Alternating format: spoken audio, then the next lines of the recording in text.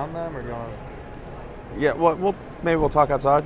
I'm live now. So we're here at the New York International Auto Show with the Audi e-tron and Matt Mostafaei, product manager for e-tron. How's it going, guys? So Matt's going to walk us through the ins and outs of the e-tron. A nice Antigua blue. Yes, beautiful Antigua blue. So let's take a look at the charger that comes with the car. Let's start there. Okay. So this is our dual voltage charger. Basically, it has a pigtail on the end right here that will either have 110 volt or 240 volt capability. So depending on what you plug it into is how much power you'll get out of it. So it can go all the way up to 240 volts and 40 amps, and so that's 9.6 kilowatts of power. So basically it'll charge the car from dead overnight in under 10 hours. So It's got everything you need in the car already in terms of charging capabilities. And this one, as you see here, is our Prestige trim, so it's pretty fully loaded basically. It's got all your driver assistance systems. It's got the 21-inch wheels on it, heads-up display, massaging seats, dual-pane windows, everything. It's beautiful. So since they're inside at the moment, perhaps we could go over some of the outside details, or since we covered the charger, could we go over the frunk element of this? Yeah, sure. Let me pop open that up. Frunk open here so we can take a look. Hit the front for us, please. Maybe the charging element too. Yep. The port. So this would be normally where an owner would store that, right? So exactly. So you pull this up here. And there's one in there now. So this has the charging cable already in it. Okay. And actually underneath, so this is all the charging equipment there. Underneath you got your tools and jack and everything like that. Did I hear this has a full-size spare in the back, right? Not full-size. It does have a spare though. Oh, right. It's an inflation with pump. Got it. So you'll keep your charging equipment up there so it's out of sight. If you don't need it, if you already have a charger at home, you can just keep it in there for emergencies and things like that. Okay. Should we just close? Yeah. Bring this down here. And then maybe the charging port quick. Yeah, so motorized charging port.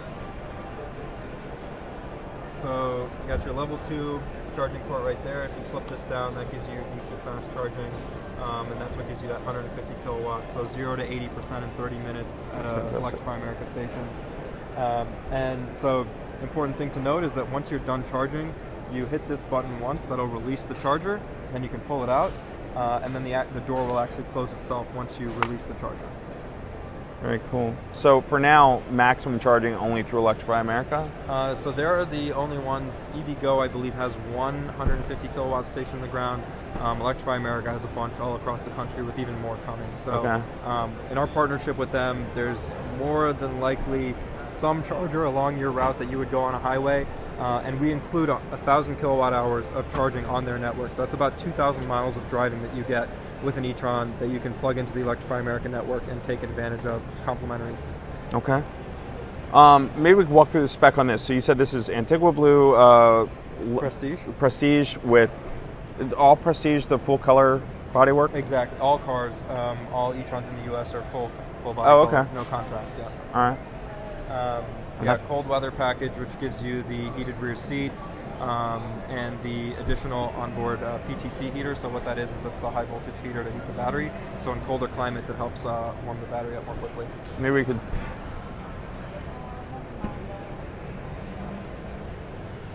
And it was I'd heard since we're going towards the inside, but you're also talking about the Prestige level equipment. I understand this car is when it comes to the autonomous driving, you're like a level 2 plus. Like this is a bit of a step up from what's in the Q7.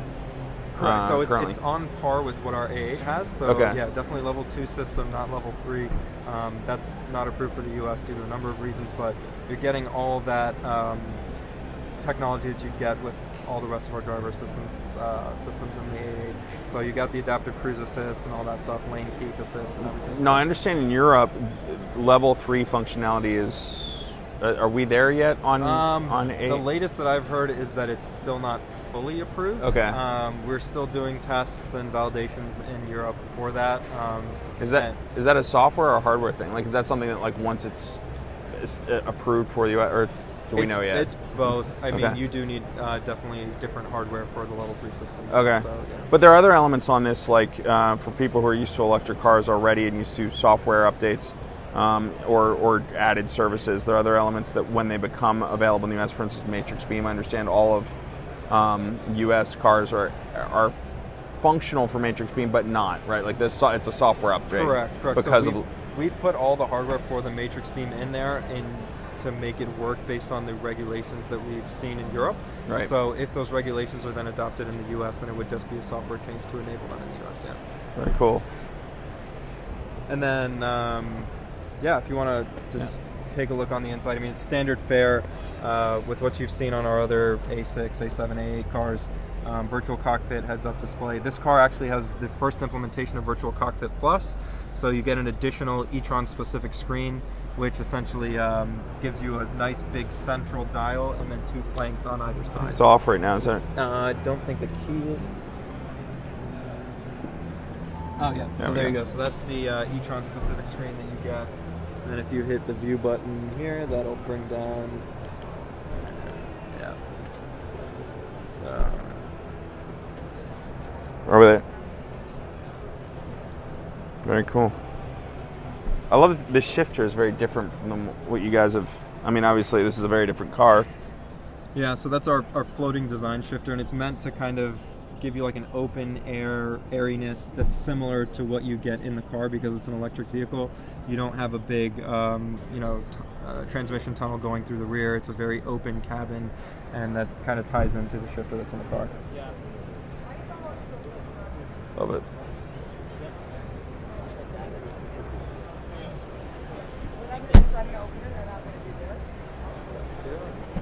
Take a look back here. So this is size-wise. How does this compare to? Is this between Q8 and Q5? And Exactly, it's just a little bit smaller than the Q8 actually. So it's very close in size to the Q8. Tons of rear seat legroom, as you can see. Worth mentioning, Q8 is basically the Q7 footprint, but without the third row. So and a more aggressive roofline. So very impressive amount of foot room in the back of this. Exactly, yeah. So definitely a lot bigger than a Q5, and yeah, what you'd expect closer to like a Q8. And where are we on? I know they just announced official range. Yeah, so EPA just confirmed 204 miles of range for this car. So really, at over 200 miles, I mean, this car can handle basically what you do every day. So you plug it in at home overnight, you wake up with 204 miles every day. I mean, it's good to take you wherever you want to go. And then for those weekend trips or whatever where you go over 200 miles, again, you can charge on Electrify America 0 to 80% in 30 minutes. So you stop for a quick bite to eat, the car's ready to go by the time you're done. For the electric noobs who see Teslas and whatever else out there, I understand not all charging systems are created the same, right? Like Tesla has their own supercharging system. Then you mentioned, obviously there's Electrify America, and there are others. If somebody were to pull into, I'm thinking where I live in Pennsylvania, I know I've passed on the Pennsylvania Turnpike, there's a Sheetz mini market with like a big row of Tesla chargers. Is that at all compatible with this, or no? So you're looking for I guess Tesla is Tesla only, right? Yeah. So basically, the Tesla stations will only work with their proprietary Tesla plug. Okay. We use the CCS standard, which is the industry standard, basically for fast charging. So everyone else, aside from Tesla, is using CCS. So if you don't pull into a Tesla supercharger, then any other basically fast charger should work with it. So. Okay. Was there anything else we're missing on the vehicle, or shall we? No, I mean that's a good point too about the charging. Is that other companies will tout a certain kilowatt number for their charging, but that's just their peak. I mean, when we say 150 kilowatts, we mean 150 kilowatts, basically up to 80%. So. And what? Speaking with one of your colleagues, Anthony Garbus, who's been driving your product planning e-tron a little bit this past week.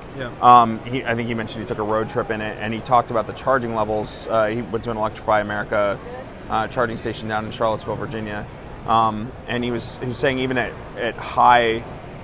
My understanding of the batteries in electric vehicles in general, right, is slow, fast, slow. The way they charge, right, across the percentage. So if you run it to empty, it's going to that initial amount is going to slow. Then it's going to get really fast, and it's going to slow down again. And I guess the quality of the battery is measured by how quickly it can take that charge even in those ranges. And from what I understand, it did quite well at the higher end, which would be slower typically.